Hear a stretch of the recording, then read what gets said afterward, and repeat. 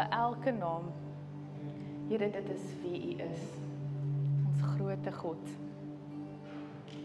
Here, vanoggend het ons elkeen hier ingestap en ons wil U graag ontmoet. Ek bid dat U woord op vrugbare grond sal val. Here, dankie dat hierdie 'n plek is waar ons U kan dien en loof en prys, Here, vir wie U is, U goedheid, U liefde wat U vir ons elke dag wys en U genade wat onophoudelik is. Here, mag elkeen dit vanoggend tasbaar ervaar. In die naam van Jesus. Amen. Goeiemôre. Ek kry so 'n prentjie in my kop. As 'n mens, ek weet nie of julle al hondjies gesien het, as hulle 'n snaakse geluid hoor, dan ek dink van julle voel so vanoggend. Wie staan daar? Hoekom is sy daar? Hoekom is sy nie agter die mic besig om te sing nie? Ja, so Patrick het laryngitis opgedoen. So raai wie preek. Ek preek vanoggend. Ja, eintlik is dit nie ek nie. Dis God. Dis God wat vanoggend met jou wil praat en wat jou persoonlik wil ontmoet. Nou voor ek begin, wil ek net 'n paar afkondigings doen. Voordat ek die eerste afkondiging doen, ek het so 3 weke terug saam met 'n vriendin gaan stap en soos wat ons in die natuur stap, sê ons net, "Yes, dit is so lekker om die natuur in te neem en te beleef."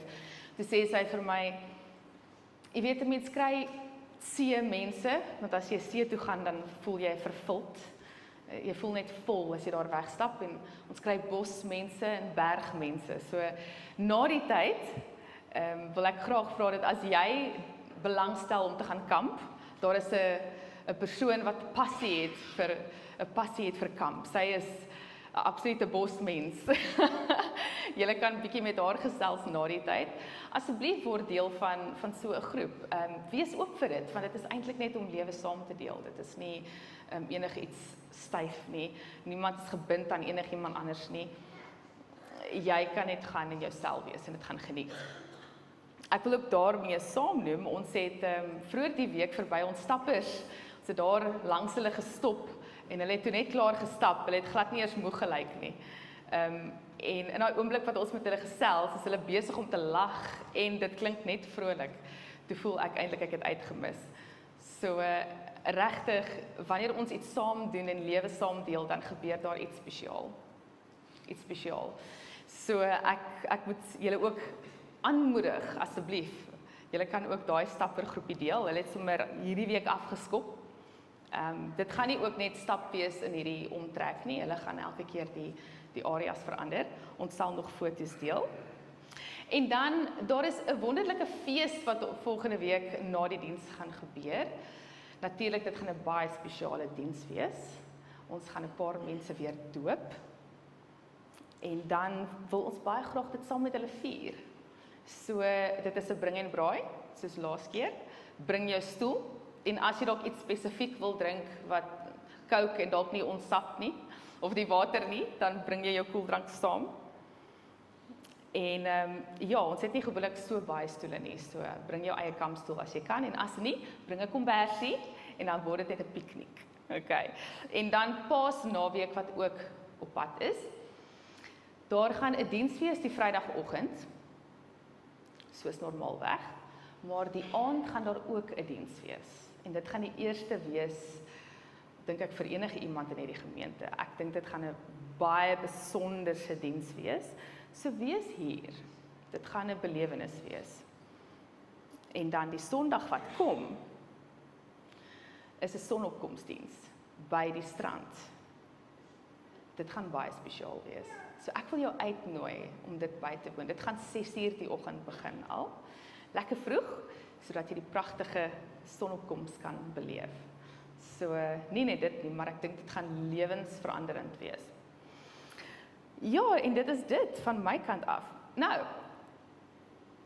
elke dorp het mense wat ander probeer vermy. Ek was al een van daai mense in PE, ons was in Spar, en ek sien iemand daar loop, en ek dink so, sjoe, ek sien nie nou kans om met daai persoon te gesels nie, so ek sê vir Patrick, ons gaan gou net in daai ry in, ek het niks daar gesoek nie, maar julle weet van watter tipe mens ek praat. Die een met 'n reputasie, die een met 'n ingewikkelde verlede, die een oor wie mense fluister. Soms is dit oral verlede, soms oral keuses, en soms is dit net oor etikette wat op mense geplak, wat hulle op mense geplak het. En stadig maar seker, sonder dat iemand dit hardop sê, word hulle die mense wat almal probeer vermy. En hierdie mense leer uiteindelik om net uit die pad te bly. Hulle leer om te kom wanneer niemand anders daar is nie. Hulle leer om hulle afstand te hou. En in Johannes 4 ontmoet ons iemand presies soos dit. 'n Vrou wat geleer het om op die rand van die samelewing te leef. Maar sy het nie besef dat Jesus doelbewus op pad was om haar te ontmoet nie. Johannes sê iets interessants in vers 4. Hy moes deur die provinsie, Jesus moes deur die provinsie Samaria gaan. Nou, geografies was dit nie werklik nodig nie. Meeste Jode het Samaria vermy. Hulle sou eerder 'n langer pad stap om deur die Samaritaanse gebied, om nie deur dit te reis nie. Hoekom? Hoekom sou hulle 'n ander pad neem? Omdat daar vir eeue vyandskap was tussen Jode en Samaritane. Daar was rasse spanning, daar was godsdienstige spanning, daar was kulturele spanning. Maar Jesus kies die pad wat almal vermy. Nou ons kan nou sê, maar dit is Jesus, ja, dis hoekom hy dit gedoen het, dit is Jesus. Dit is nie net Jesus nie. Hy is nie die enigste rede hoekom nie. Die rede is, omdat daar iemand in Samaria was wat hom moet ontmoet. En dikwels werk die evangelie presies so. God beweeg na plekke wat ons instinktief vermy. Hy gaan na gebroke plekke, na ongemaklike plekke, na mense wat ander reeds afgeskryf het. So Jesus kom by 'n put, net buite die dorp Sigar aan, rondom middag. Nou daai detail is baie belangrik om te weet, want in daardie kultuur het vroue gewoonlik vroegoggend of laat middag water gaan haal, wanneer dit effens koeler was. So hulle het saam gegaan, hulle het saam gesels, saam gelag, so dit was, waterhaal was 'n sosiale geleentheid vir hierdie vroue. Maar hierdie vrou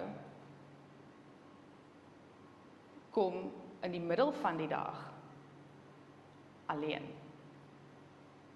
Hoekom? Omdat sy mense vermy. En later openbaar Jesus 'n deel van haar storie en hy sê vir haar, jy het 5 mans gehad en die een wat jy nou het, is nie jou man nie. Ons ken nie al die besonderhede nie, maar ons weet dit. Haar lewe was ingewikkeld. Haar verhoudings was gebreek. Haar reputasie was waarskynlik bekend. Almal het geweet waarvoor sy staan. En die gevolg van dit was isolasie. Sy het net haarself onttrek. Sy het geleer om onsigbaar te leef. En hier kom Jesus by die put en hy sê iets baie eenvoudig. Hy vra vir haar, gee my asseblief water om te drink. Eenvoudige vraag. Dit is in Johannes 4 vers 7. Vir ons klink dit normaal. Op daardie stadium, op daardie oomblik was dit eintlik skokkend, want 3 grense word hier oorsteek. 'n Jood wat met 'n Samaritaan praat, dit word nie regtig gedoen daar nie. 'n Rabbi wat met 'n vrou praat, en 'n godsdienstige leermeester wat met iemand met 'n moeilike verlede praat. En tog begin Jesus nie met 'n preek nie. Hy begin net met 'n eenvoudige menslike versoek. Gee my asseblief water om te drink. Soms begin die grootste geestelike oomblikke met gewone gesprekke.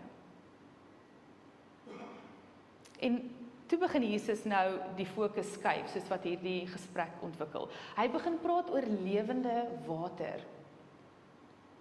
Jesus het vir haar gesê, dit is in Johannes 4 vers 13 tot 14, elkeen wat van hierdie put se water drink, sal weer dors word.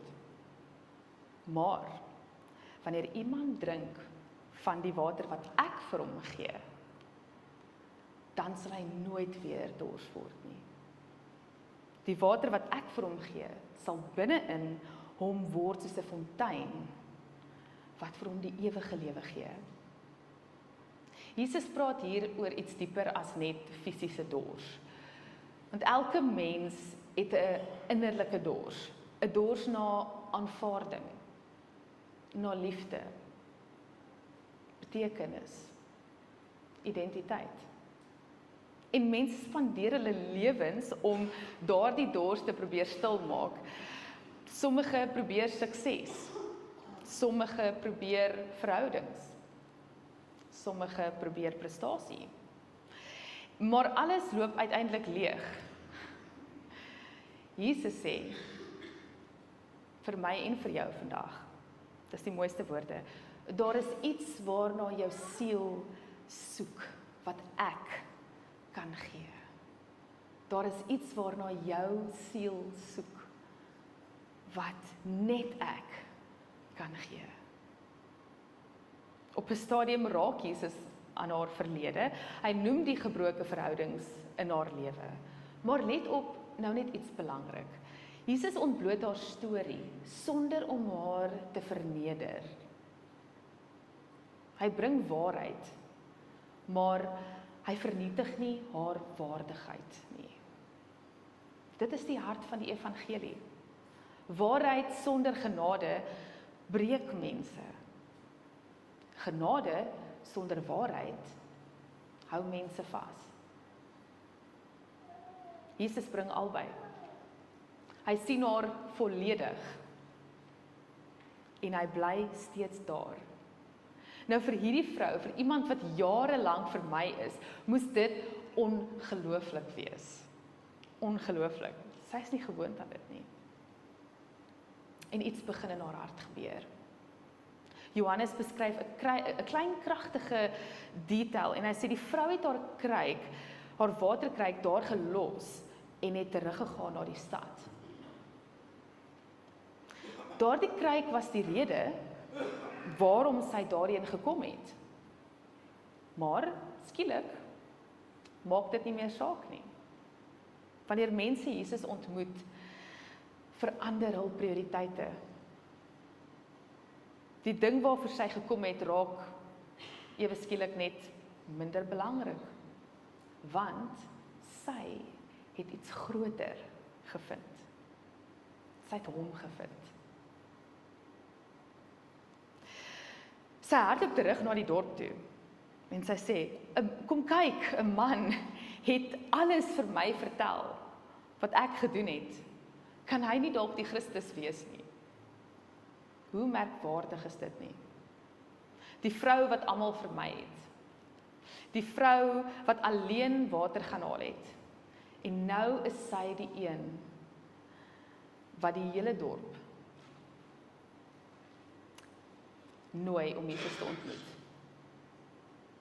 In Johannes 10 vers 39, baie van die Samaritane het in daardie stad het in Jesus geglo, omdat die vrou vir hulle gesê het, Jesus het vir haar alles vertel wat sy gedoen het. Sy het hulle van Jesus gaan vertel. Hulle het in hom begin glo. Die persoon wat almal afgeskryf het, word die instrument waardeur God 'n hele gemeenskap bereik. Dit is die krag van transformasie. So, wat beteken dit vir my en jou vandag? Eerstens, hierdie storie wys vir ons iets oor God se hart. Jesus sien mense wat ander miskyk. Tweedens, hy ontmoet hulle met waardigheid en genade. En derdens, hy herstel hulle doel. Hy herstel. Die evangelie vergewe nie net mense nie, dit herskryf hulle storie. Die vrou wat mense vermy het, word 'n draer van goeie nuus. So wat is daar vir my en jou om te gaan doen? Iets prakties wat ons kan toepas. En ek wil 'n paar gedagtes by julle los. Die eerste ding is, wees bereid om te gaan waar ander nie wil gaan nie. Jesus het deur Samaria gegaan. Niemand anders wou nie. Waarheen roep God jou? Die tweede gedagte wat ek by jou wil los is, begin eenvoudige gesprekke. Jesus het eenvoudig net vir haar vir water gevra. Klein gesprekke kan 'n ewige impak hê. 'n Ewige impak. Ons weet dit nie op daardie stadium nie, maar later kan mense dit sien. Die derde gedagte wat ek by jou wil los is, glo dat Jesus enige storie kan verander. Niemand in daardie dorp sou ooit kon dink dat hierdie vrou 'n instrument van God sou word nie. Niemand sou dit ooit kon dink nie. Maar God herskryf dikwels die mees onwaarskynlike stories. Hy kan jou storie ook herskryf. Maak nie saak hoe dit vir jou lyk nie. Daardie middag het begin met 'n vrou wat wegkruip van haar verlede. Maar dit het geëindig met 'n hele dorp wat die Messias ontmoet het. Alles net omdat Jesus die pad gekies het wat almal vermy het. Net omdat hy by die put gaan sit het en 'n gesprek begin het. En dit is nog steeds hoe Jesus vandag die wêreld verander. Een persoon, een gesprek, een veranderde storie op 'n slag. Kom ons sluit ons oë. Ons almagtige God en Hemelse Vader, hoe ongelooflik is dit nie om te weet hoe goed en liefdevol U is nie. Here, vanoggend het U vir ons die woord gebring. Dat ons U liefde na buite moet uitdra, sonder om te oordeel.